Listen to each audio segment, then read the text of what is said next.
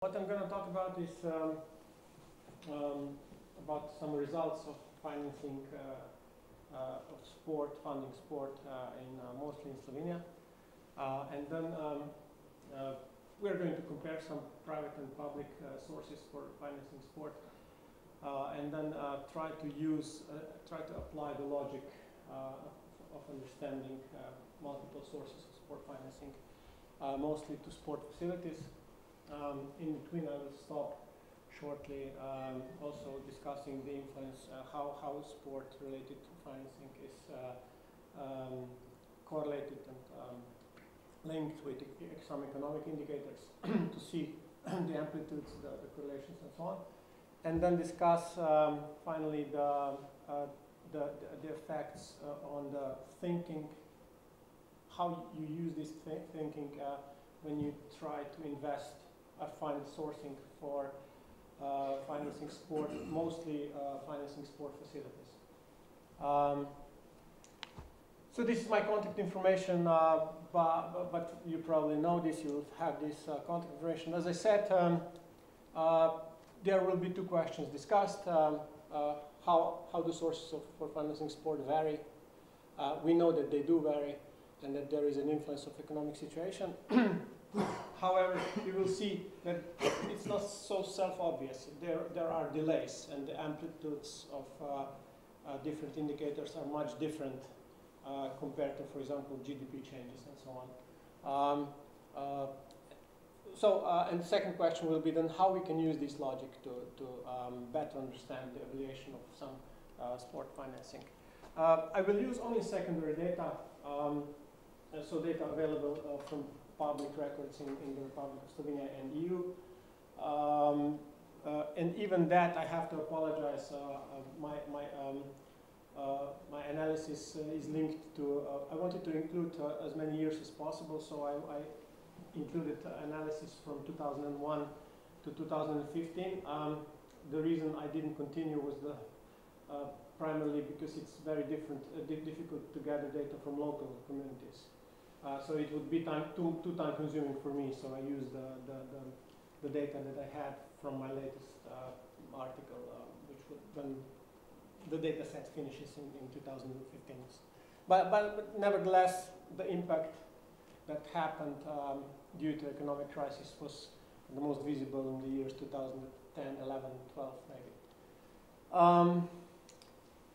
So first some general thoughts. In Slovenia, sport is financed as everywhere from public and private sources. Usually you will find the classification related to Slovenia, and almost all databases will be linked to these three sources.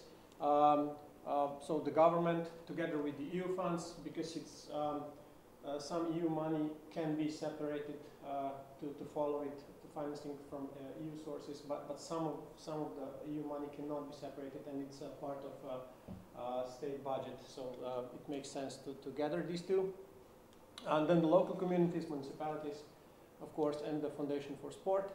I was thinking whether to exclude this because it's in the whole sum of money, it's relatively small percentage, around 5 to 8%, but I nevertheless included. So Foundation for Sport mostly is about the money from lotto and so on, gambling. Then the private sources, residents and businesses, of course, and some information which can be quite surprising at a first glance is although Slovenia has this heritage of being a socialist and post-transitional country, still private sources are in vast majority, so 85% of sport financing relates to private sources. By far the largest are expenditures of residents. All the fees that you pay for your own sport practicing, when you rent, when you go to fitness, when you go to swimming pool, when you rent some sport facility and so on, when you pay for your children to practice on sport and so on and so on. Of course, professional youth sport and recreation is part of the analysis, not just one segment of sport.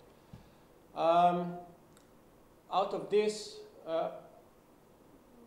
even less than 1/4 is related to businesses and their expenditures to sport. And this is basically not a surprise compared to some other European countries, developed countries, because this is typically a model that is typical for even larger EU economies. So the structure of financing sport from private and public sources. I mean, you would expect more public sources in a country with the heritage, political and economic heritage as Slovenia, and also other Balkan countries, but it's not like this. The data show it's not like this. So the public source is less than 15%, which is even slightly lower than in some developed EU countries, for example, which is very interesting. So what is special for Slovenia is that the structure of financing, so the total percentage is not so much a surprise.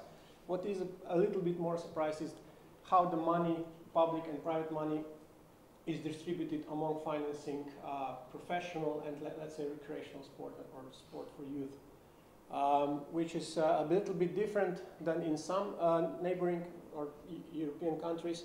The specialty is that due to small market, of course, you lose a lot of sponsorships and funding from TV rights, which means that top-level sport has a bit worse conditions to be completely financed privately. That's why a greater percentage of public money is used even for financing top-level sport, professional sport. As a result, of course, you will see later, there is a redistribution effect. Because of this change where you finance top-level sport, professional sport with public money, there is a redistribution effect when, of course, even then you have a contra effect when you finance other sport segments like youth sports and recreation from private sector more than from public money, because public sources are not sufficient to be used for both. If we look at the 15-year period, there are some observations which we can see. One is relatively steady growth, stable, although indexes then later will show also some variations. And what is also visible here is that the delay of the economic crisis was seen later. The economic crisis started in many greater economies in the world in 2009, but in Slovenia there was this delay due to the structure of Slovenian economy, which depends on the export very much, and the most visible effect was in the budgets of 2012, for example. Other than that, relatively stable growth from all three public sources.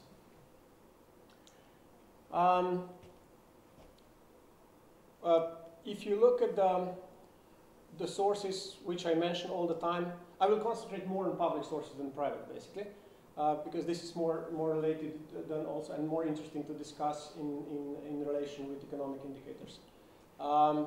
If you look at the structure of these public sources, of course, by far the largest share is related to local community sources. Although this share is declining in the long term, so it came from above 80% to close to 60 only. As much as I was discussing this in the recent years, this trend is very likely to continue to decline. Not extremely, but very slowly, but steadily. On the other hand, of course, this structure, this declining part, the declining share from local community public sources has to be compensated somehow. The sum of money coming from Foundation for Sport is not so important because of the small absolute sum of money. But what you can see is basically directly the opposite structure between local communities. Oh, sorry, I forgot to translate the legend. And the government money and the EU money. So you can see these different, just the opposite, how it changed. Basically, what we could observe from this is that obviously a bit smaller effect of the economic crisis can be seen in basically local communities. I mean a greater effect. Why can this be so? Because probably, as discussed later, because of the price elasticity of, I mean the mental elasticity of sport as a good, which is important but not an urgent activity. So it's important to practice sport, but it's not urgent to survive, right? And we'll discuss this a bit later.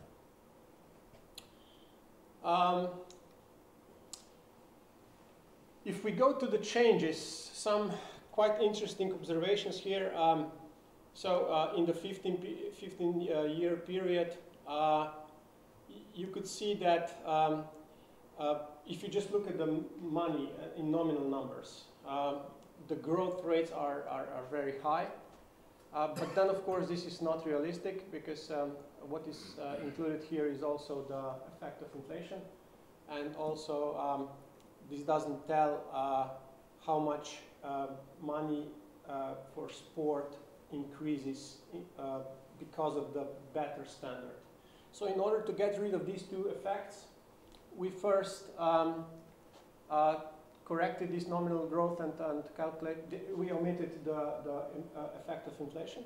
And you see that the real growth in percentage, it's much smaller. In 15-year period, you get much smaller growth rates. And now, if you calculate these growth rates compared to the fixed amount of GDP, so if you exclude the effect of the growth of GDP, then you get much smaller numbers. In terms of government and EU money, there is still the growth of roughly 150%. But in terms of local communities, for example, even a decrease. So, which means money for financing sport in local communities grew with smaller rates than the GDP grew in the last 15 years. Or in different terms, if the GDP did not grow, the local community financing of sport, so money coming from local communities for financing sport, would decrease actually. What we can see here are some, so these are the changes in public sources for sport. The growth indexes, where the base for the index is 2001. So, for example, an index of a 200 would mean that something has doubled from 2001, right? What we can see here is that, first of all, the amplitudes are very different in different indicators. The changes of the GDP, for example, this dotted black line, I don't think you can see the colors, can you? So is probably the least variable, and the amplitudes are the smallest. So this is the growth of the GDP. On the other hand, what you can see here is that the red color is used for local communities. So the dotted line would be the growth of the total budgets of local communities. So how did total budgets of all municipalities in Slovenia grow as a sum? And the full line would be the growth indexes of that part of local communities' money which is dedicated to financing sport in local communities. Even here you can observe that the amplitudes are bigger. So the variation of the part of local communities' budget is greater than the variation of the total budget in local communities. Of course, these budgets do vary, depending, of course, again, on the economic situation, and you can even see here the decline. The years are obvious, and you can also observe that the fluctuation of the funding, the money that is spent for sport financing is bigger. The variation is bigger. Also, the second observation is that the budget for sport seems to have felt the crisis with a 1-year delay than the total budget. To be honest, I can't really explain this. So, as if local communities decided to cut on budgets on other expenditures sooner than expenditures for sport. If you look at the numbers, I mean indexes on the country level, what happens with the total budget of Slovenia, the fluctuation, of course, again, the visibility of the years 2008, 9, 10, and so on, but not so much variation compared to this. So the growth of public sources for sport coming from EU and state budget. Huge variations. So why does this happen? This happens, of course, partly. Yeah. Maybe I can help you. Why they did it? They didn't cut the budget on sport. Well, you're talking about local communities? Yes. Okay. Because of the Olympics in 2012 in London, they should have higher standards. Because of that, and after that, they just closed. But what does that have to do with local communities? Because they have to invest also the money in the sport, and because everything is going on under the government. Because also the same happened in Croatia. In Croatia? Yeah. So that is why the delay of 1 year happened. You know, because of the Olympics and everything stayed higher, but the other things just go up. And when after this finished, 2012, 2013 just collapsed. Even in sport and in everything else. What I find interesting here is that this happens on the local community. I would understand much better your argument on the country level. It's combined. Yeah. Okay, interesting.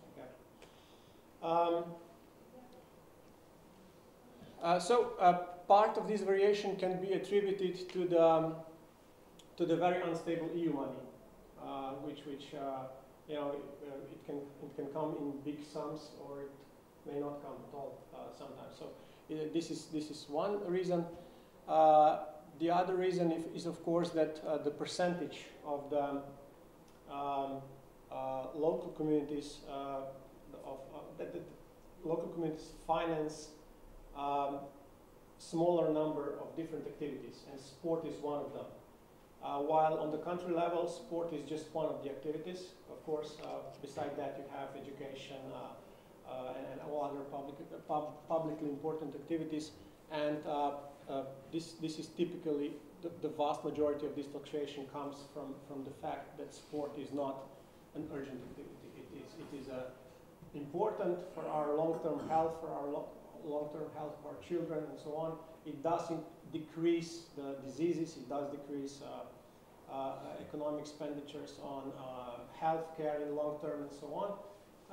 But the effect on in the short term is basically not so important, because if you postpone your sport activities for 1, 2 months or 1 year, you will still probably be alive. But you have to spend your money in terms of economic crisis for urgent activities like medicine, like food and so on, right?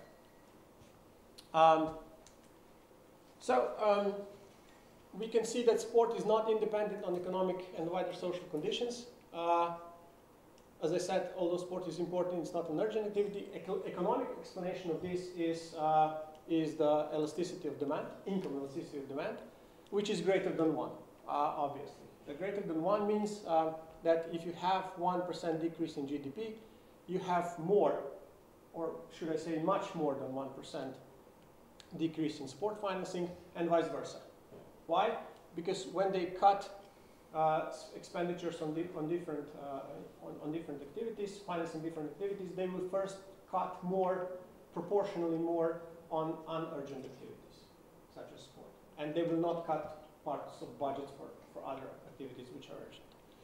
So very well-known effect in economics, which is called income elasticity of demand.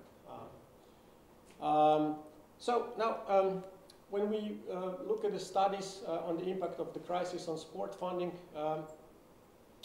which I showed partly for Slovenia, the results are not the same if you compare this between different regions in the world.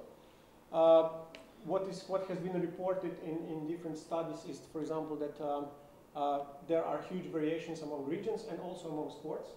For example, almost no visibility on, or much less visible was the effect on, for example, European club football,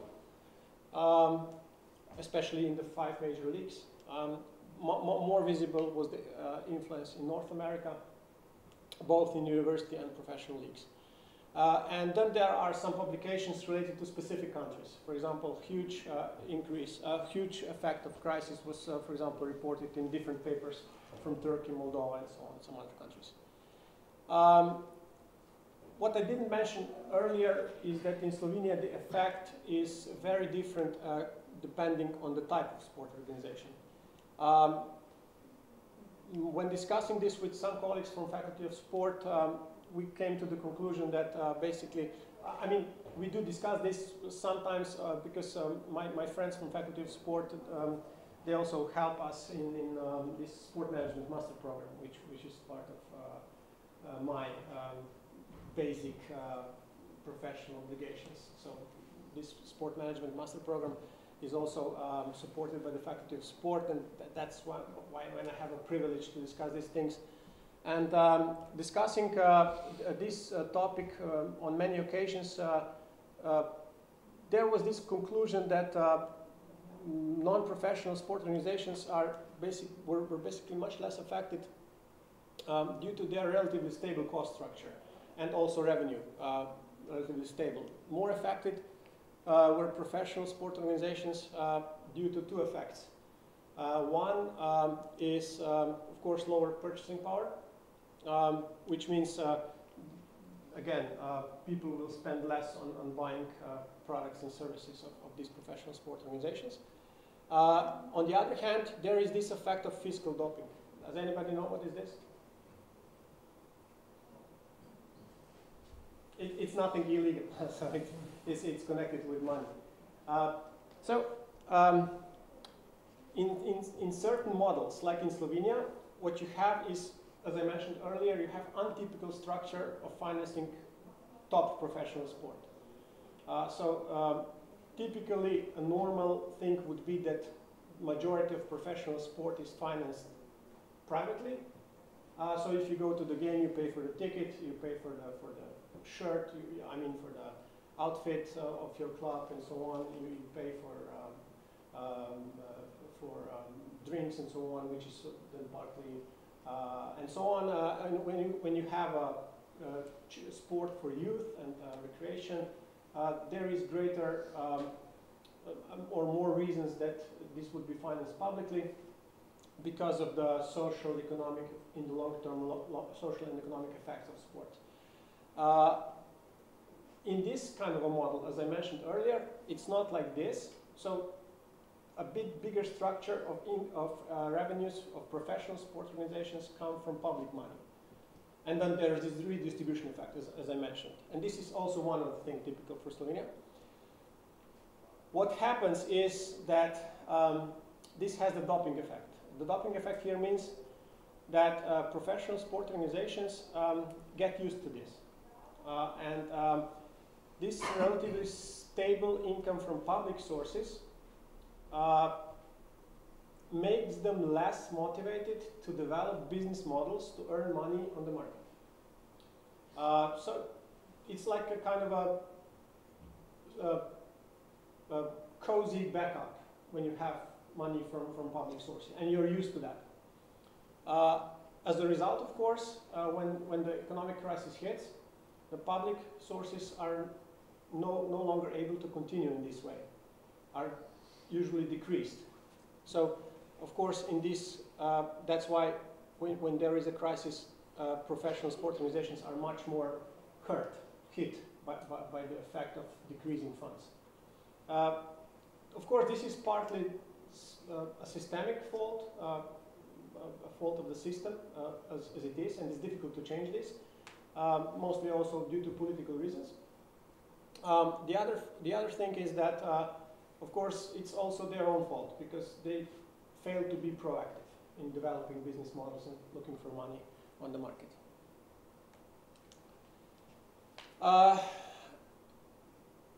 What I also calculated was some very simple correlation of coefficients. I don't want to bother you with statistics too much, but we know what is correlation, right? The closer you get to 1, the more perfect the correlation is, or -1, but in this case it's negative. The closer you get to 0, there is no correlation. So two things are not correlated. What I have here is the growth of the GDP, so the overall country activity, economic activity, and then the growth of a country budget, and the growth of the part of the budget that was linked to sport, and then the same for local communities. So country, total budget, sport-related budget, and the same for local community. So again, total budgets, and then the total budget spent on sport, and then the money of the Foundation for Sport, and then the overall total public spending for sport. What we can observe is that almost all, I mean, I'm not sure you can see which ones are bolded. So this one is bolded, this one is bolded, this one is not, and then these two are. So almost, first observation is that almost all other indicators here are positively and statistically significantly linked to GDP growth, which is very obvious, normal. I mean, there's nothing so exciting about this. What we can also observe here is that the correlation between the growth of the country budget and the growth of the money for sport-related money in the country budget is not statistically significant. It is positive, but it's not statistically significant. So variation is so different that in 15 years the statistical testing would not show statistical significance. While this is not the case in case of local communities, I believe, just let me check, local communities, total budgets, local communities, total budgets and total budget for sport. High correlation, relatively high correlation, 0.81 actually. So, as I mentioned earlier, local communities finance less activities than do country, than are financed on the country level. So it's normal that the fluctuation and the variation of the money spent for sport on the local community is highly correlated with the changing budgets in the local community, due to the fact that budgets that are intended for sport financing on the local communities are even represent much greater percentage of the total community's budget than on the country level. How am I standing with time? Should I shorten a little bit due to the... Okay. Okay, this is also something I mentioned already, because this is mostly explaining this graph here. So maybe I can skip the rest. And now, what is relatively unimportant to discuss, I mean, the least important part of the presentation would be to discuss, okay, so now what are the arguments for public and private financing of sport facilities? Why, first of all, this is not something that is coming from my own research, it's coming from general discussions in the literature. Only shortly, and then I will skip these tables because you will be able to observe this on your own. Some short points maybe for discussion would be, is sport a public or private good? And we know that it's a mixed good actually, both public and private. For example, you're doing sports for your own pleasure. If you go to a game and you watch it, you could have, instead of that, go to a bar, have a drink with your friends. You could go to maybe to a shopping center and spend money there, and so on. So you're actually doing this for your own pleasure. This is typically something that you should pay for on your own, right? It's a private good. On the other hand, practicing sport on different levels has different other effects, which are important for the country and society in general. Among other things, practicing sport for children and so on develops values, decreases long-term, it has positive long-term effect on health and so on. So it has also economic consequences for the country and the society. So it is of social importance. It is a good of social importance. That's why it has to be, it is normal, and there is a logic why sport should be financed publicly. So it's a mixed good. And the reasons why, if we go further on the reasons why sport should be financed publicly and privately, the reasons can be classified according to several criteria. One criteria is to which sport market they relate to. Because you have a bit different reasons when you talk about professional sport, you have a bit different reason when you talk about recreation, and you have, again, a bit different reasons when you talk about youth sport, children and youth sport. Also, the reasons can be classified into economic and wider social reasons. So you have typically economic reasons, which give positive economic results, be it on local community level or country level, and you have wider social reasons which have no economic effect, or at least no immediate economic effect, right? What I'm going to skip is this and this, but what you will be able to observe, this is kind of a summary, is that when you talk about public co-financing of sport facilities, you find mostly non-economic reasons. When you talk about private reasons for co-financing sport activities, you have a bunch of different reasons which relate to different aspects, both economic, social, and so on. You can observe this from this. So, as I said, I'm not going to go through this. Some of these reasons are very obvious. For example, the construction of sport facilities creates new jobs. This has positive economic and society, socially related positive consequences. So you see professional sport mostly, and then economic and social, and so on. You can maybe go through this yourself. This is something you're doing sports. You're professionals in sport. You understand this, and there is no point on discussing that because I have some much more important things to talk about. And this is the third part and the final part of my presentation, which is about economic or non-economic logic of evaluating investment in sport facilities. We partly discussed this yesterday,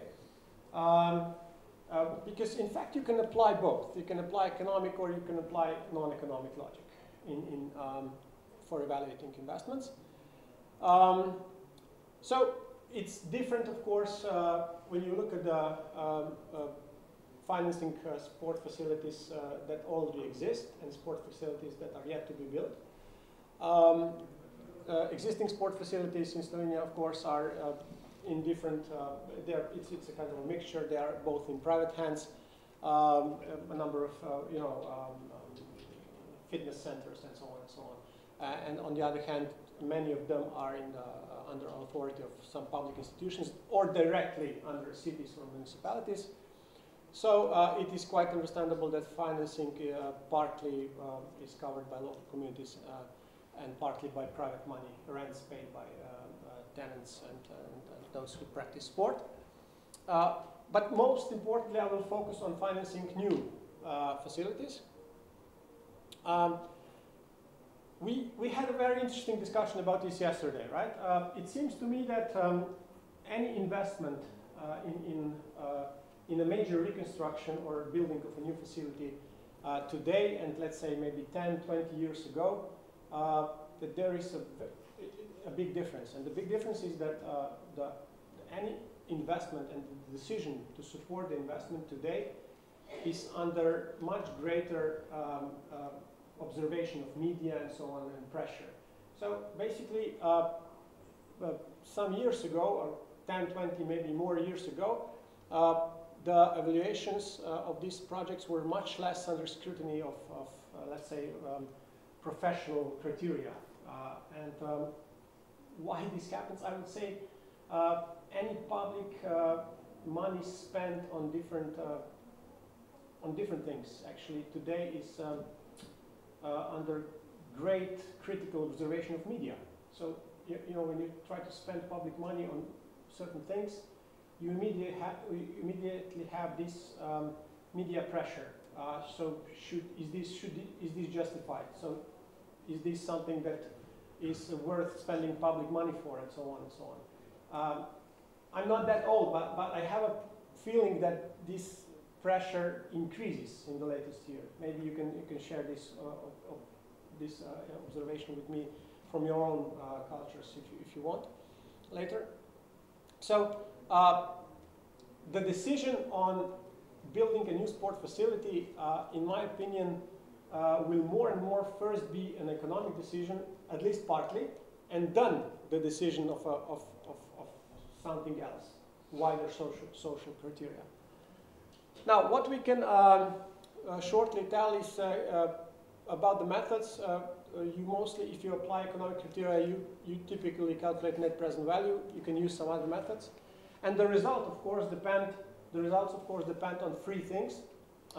One is how you evaluate positive and negative cash flows in the future. So what are the expected positive and negative cash flows? Of course, positive cash flows depends on how many days certain facility will be used, how many practicing hours there will be, how many sporting events, cultural events, concerts, and so on. You believe you will be able to fill the hall or stadium or whatever. And negative cash flows, which relate to not just the initial investment, but also operating costs, which can be very high in certain cases. Second important thing that depends economic evaluation of investment is, of course, what you believe is a lifespan of certain object, of certain facility. Typically, for sport facilities, it's kind of a practice. It's, usually you take 30 years as a lifespan. And also, this is what we did when calculating the economic expected financial cash flows of sports center storage, as I said yesterday. And then the discount rate.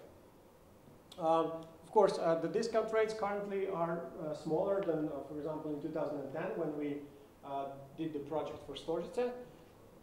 And so the lower the discount rate basically means that the certain sum of money in the future, when you translate it to the current present value, remains bigger part of the value. So it's 100 euros in 10 years. When you translate it to today's value, it's not only 60 euros, it's maybe 80, 90 euros if you have a smaller discount rates. And since the evaluation of this building new facilities usually has greater negative cash flow in the beginning and more positive cash flows in the future, this means that when you apply lower discount rates, you increase the economic results. So if calculating the net present value today for Storžice, we would definitely use lower discount rates, which means the result, which I'm going to show, would be less negative, even much less negative.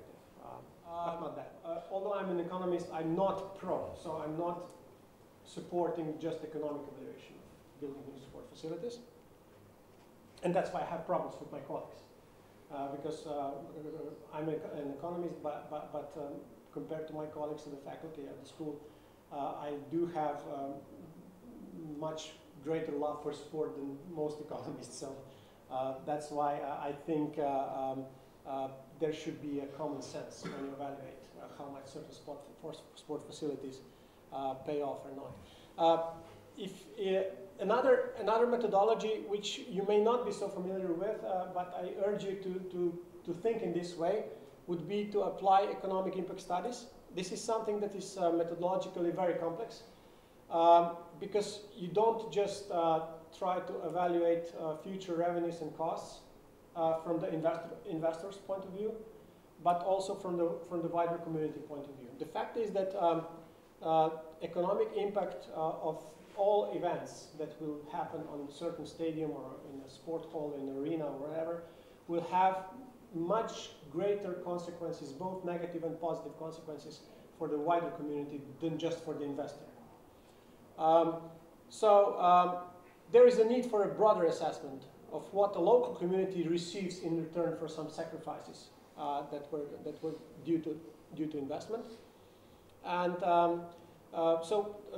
the major difference compared to the previous methodology would be not just to include a wider community, but also to include the common logic and the sense that every euro spent at the stadium and the hall does not have just an immediate effect, but has a multiplier effect in the future.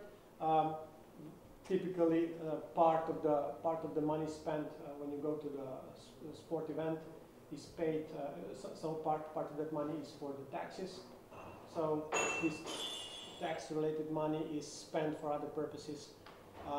The other part of the money, which is not paid for taxes, will be retained by those to who you pay this money, and part of the money they will, of course, spend for something else, which is then excluded from the analysis, but part of the money will be spent within the local community for some other things. So this has multiplying effect. Multipliers, if you probably wonder what are the multipliers in these sport events.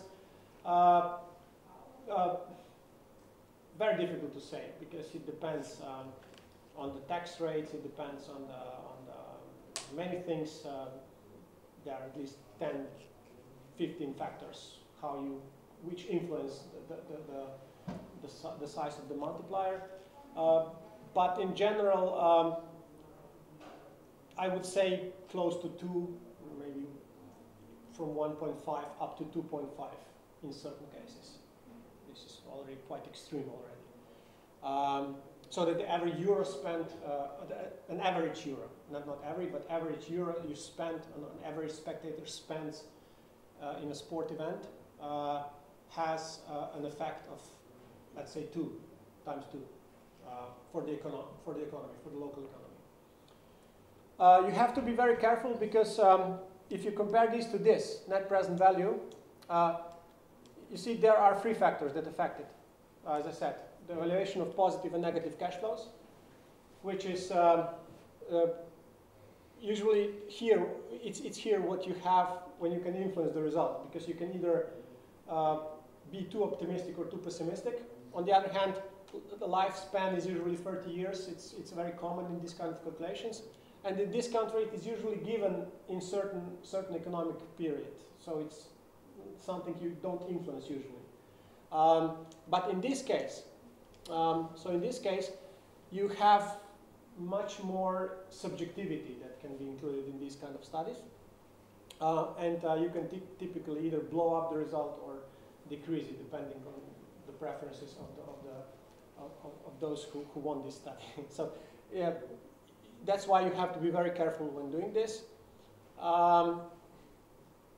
All in all, using this methodology, the economic result is usually much better. So what you get is that the economic sustainability of sport facilities are better. Still not completely positive. So congratulations yesterday about the story for just the ice and the tent and so on. Of course, this is usually not calculated for such simple projects. This is usually done for big sport centers, like Slovenia and so on, right? Step 3 is then applying non-economic arguments, like how to evaluate all the pride when spectators go to the stadium, when there is these different problems in the country, but people are basically driven away from the problems because of going to sport events and so on. These are non-economic criteria, which I'm not going to talk about, but are also important. So I'm definitely for building sport facilities, even if in certain cases they do not pay off economically.